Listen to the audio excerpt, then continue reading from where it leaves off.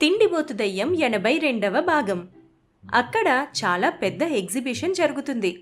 ఆకాశాన్ని తాకుతున్నట్టుగా పెద్ద పెద్ద గాలిపటాలు, గందరగోళంగా తిరుగుతున్న జైంట్ వీల్, రోలర్ కోస్టర్ లాంటి ఆటలు, బెలూన్ల తోరణాలు, అప్పటికప్పుడే వేడివేడిగా వేసే బజ్జీల సువాసన, నోరూరించే మిఠాయి దుకాణాలు.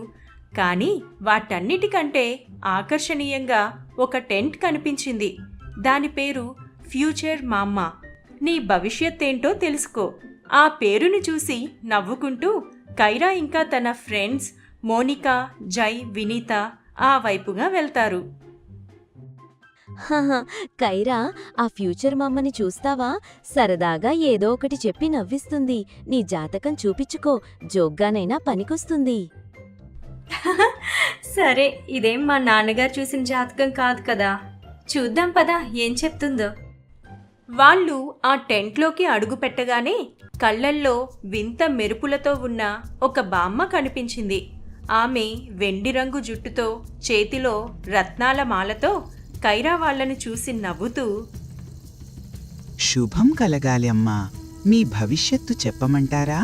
నా కళ్ళల్లోకి ఒక్కసారి చూస్తే మీ తలరాత ఏంటో చెప్పేస్తాను. నిజమా బామ్మ? మా మ్యాథ్స్ ప్రొఫెసర్ హాలిడేస్లో కూడా ఆన్లైన్ క్లాసెస్ తీసుకుంటున్నారు. అది తప్పించుకునే మార్గం ఏదైనా ఉందా? ఎందుకు లేదు, నీ బదులు నీ ట్విన్ సిస్టర్ని కూర్చోపెట్టు. బామ్మ, మేము ట్విన్స్ అని నీకెలా తెలుసు? Guys, she's wonderful. మా అందరి ఫ్యూచర్ గురించి చెప్పండి బామ్మ.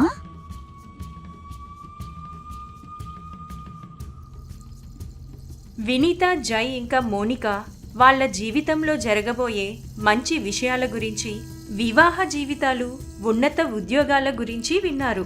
చివరిగా కైరా వంతు వచ్చింది. ఆ బామ్మ కైరా చేతిని చూడగానే, ఏమిటిది? ఈ రేఖ, ఈ నక్షత్రం, ఇది చాలా అరుదైనది. దీనిని నక్షత్ర అనుబంధ రేఖ అంటారు. మల్టీవర్స్ బ్రిడ్జ్ రేఖ అని పిలుస్తారు. ఇది చాలా ప్రమాదకరం. ఏం జరిగినా ఈ రేఖ గురించి ఎవ్వరికీ చెప్పద్దు. అంత ప్రమాదమా? నాకు మీ మాటలు వింటుంటే నవ్వొస్తుంది. ఇది కేవలం ఒక రేఖ కదా. నాకు ఇలాంటి వాటిపైన పెద్దగా నమ్మకం లేదు. నువ్వు ఇప్పుడు నమ్మడం లేదు, కానీ త్వరలోనే నీకు అర్థమవుతుంది. కైరా వాళ్ళు కొత్త ప్రపంచంలో ఆకాశంలో గింగిర్లు కొడుతూ ఉంటే వాళ్ళకి అనుకోకుండా ఒక చోటు కనిపించింది. అది ఒక ఫుడ్ మ్యూజియం. అది చూడగానే వాళ్ళు మొహాలు పక్కకు తిప్పేస్తారు. కానీ వాళ్ళ ప్రయత్నం లేకుండానే అందరూ ఆ మ్యూజియంలోకి ఎవరో లాగినట్టుగా వెళ్ళిపోతారు.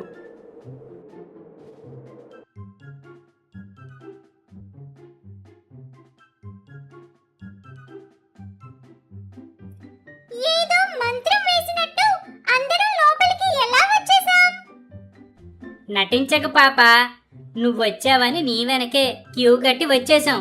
అయినా ఈ చోటేంటి తిండిపోతులకు స్వర్గంలా ఉంది?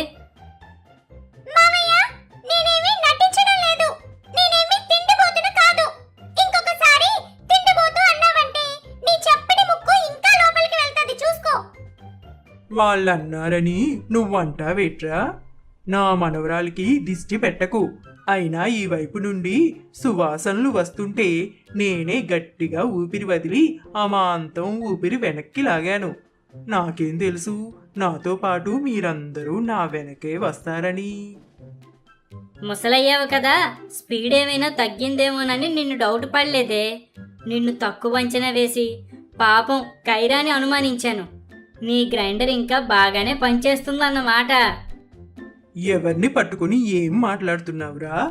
తినడంలోనైనా, తిన్నది అరిగించుకోవడంలోనైనా నేను నెంబర్ 1 రా. ఇన్నాళ్ళు మా అక్కే నెంబర్ 1 అనుకున్నానే. పోన్లే, నువ్వు మా బామ్మవి కాబట్టి సరిపోయింది. లేదంటే పోటీ అంటూ ఇక్కడున్నవన్నీ మింగేస్తుంది. కైరా గారు, అక్కడ ఏం రాశారో చూసారా? ఇవన్నీ శాంపుల్ కోసం పెట్టారట. వాటిని ముట్టుకోకూడదు అని రాశారు. ముట్టుకుంటే ఏమవుతుందంట? ఇవన్నీ తినడానికి కాకుండా షోకేజ్లో పెట్టారు. రండి పిల్లకాయలు, కాస్తలా నోట్లో వేసుకుందాం. సైరా బామ్మ ఎంకరేజ్మెంట్ ఏమో గాని అక్కడ నోరూరించే ఎన్నో రకాల వంటకాలను చూసి అందరికీ కాస్త రుచి చూడాలని అనిపిస్తుంది. కైరా తన ముందు ప్లేట్లో ఉన్న ఒక రకం వంటకాన్ని తీసి నోట్లో వేసుకుంది.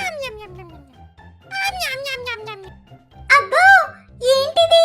చూడటానికి బజ్జీలాగా ఉంది, కానీ నోట్లో వేసుకోగానే వెన్నలాగా కరిగిపోయింది. భలే ఉంది.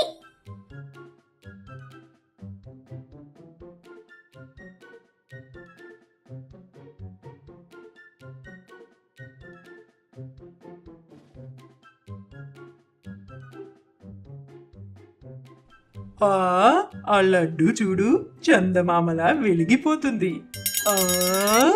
అమ్యం, ఇది బ్రహ్మాండం. ఇది ఫుడ్ మ్యాజిక్కే బాబు.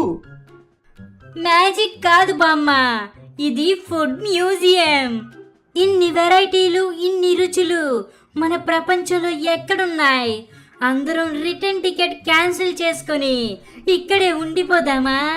అదేదో డోనట్లా ఉంది, నన్నే పిలుస్తోంది. ఇంత హై సెక్యూరిటీలో ఫుడ్ పెట్టారు కానీ ఇక్కడ సెక్యూరిటీ ఎవ్వరూ కనిపించడం లేదే. ఇక్కడ ఏదో తేడాగా ఉంది. కైరా ఇంకా సైరా బామ్మ తిని 5 సెకండ్లు కూడా కాకముందే పెద్ద శబ్దంతో సైరన్ మోగటం ప్రారంభమైంది. ఆ మ్యూజియం అంతా ఒక్కసారిగా కంపించింది. Security alert. హెచ్చరిక, హెచ్చరిక. అనధికార ఆహార నష్టం గుర్తించబడింది. టమాటో ఫైర్ బ్లాస్ట్ ప్రారంభించబడింది. ఏమిటి బ్లాస్టా? ఓసై తిండి బొద్దయ్యాలారా, ఎంత పనిచేసి వచ్చారే. కొత్త ప్రదేశానికి వెళ్ళినప్పుడు జాగ్రత్తగా ఉండడం తెలీదా? ఇక్కడ ఎలాంటి పరిణామాలు ఎదుర్కోవాలో ఏంటో. త్వరగా ఇక్కడ నుండి పదండి, తప్పించుకోవాలి.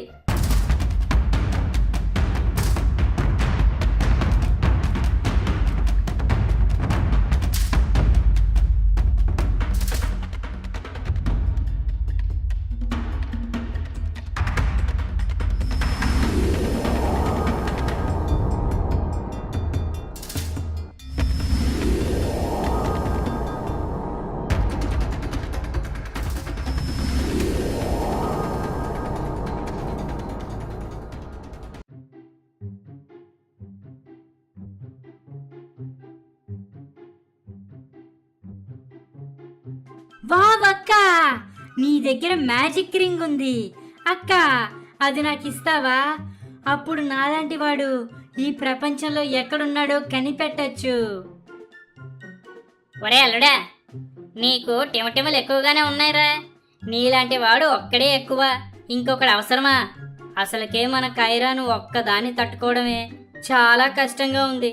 ఇంకా ఈ ప్రపంచంలో కైరా ఎలా ఉంటుందో అని ఆలోచన వస్తేనే గుండె దడపెడుతోందిరా. అది చాలదన్నట్టు ఇంకా హడలెత్తించే విషయాలు చెప్పకు బాబు. నీకు అన్నిటికీ భయమే, పిరికి సన్నాసి. చిన్నప్పుడు కూడా అంతే, ఒంటేలికి పోవడానికి కూడా కొంగు పట్టుకుని లాక్కెళ్ళేవాడివి. ఎహే, ఆపు నీ గోల. ఎప్పుడు చూసినా ఇదే నస. నేనిప్పుడేమీ పిల్లోని కాదు, పెద్దోణ్ణి అయ్యాను. పెద్దోడివి కాదు మావయ్య, ముసలోడు అయ్యో. త్వరగా కైరా, సమయం లేదు. నక్షత్రాలు కలుస్తున్నాయి. వాళ్ళు కనుగొనక ముందే ఆ అమ్మాయిని కనిపెట్టాలి. కైరా ప్రమాదంలో ఉంది. మమ్మల్ని కైరా ఉన్న చోటికి తీసుకుని వెళ్ళు. మనం వాళ్ళకన్నా ముందు తనని చేరుకోవాలి. వాళ్ళు ఒక పార్క్ గేట్ దగ్గరకు వచ్చారు. అక్కడ కైరా ఫోన్లో మాట్లాడుతూ ఉంటుంది. తను ఒంటరిగా ఉంది. ఆ ఫార్చ్యూన్ లేడీ చెప్పిన మాటలు మొదట నన్ను భయపెట్టలేదు, కానీ 2 రోజులుగా నాకు ఆ మాటలే కలలో కూడా వస్తున్నాయి. ఎందుకో తెలీదు, ఇప్పుడు నా గుండె చాలా వేగంగా కొట్టుకుంటుంది. కైరా వాళ్ళు చూస్తుండగానే రెప్పపాటున అందరూ అక్కడ నుండి అదృశ్యమవుతారు.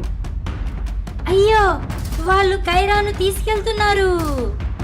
మాయారి చెప్పింది కదా, ఇద్దరి కైరాల మధ్య గోల్డెన్ రింగ్ బంధం ఉందని. ఒకరికి ఏం జరిగినా ఇంకొకరికి కూడా ప్రమాదమే. ఇప్పుడు మనం ఏం చెయ్యాలి?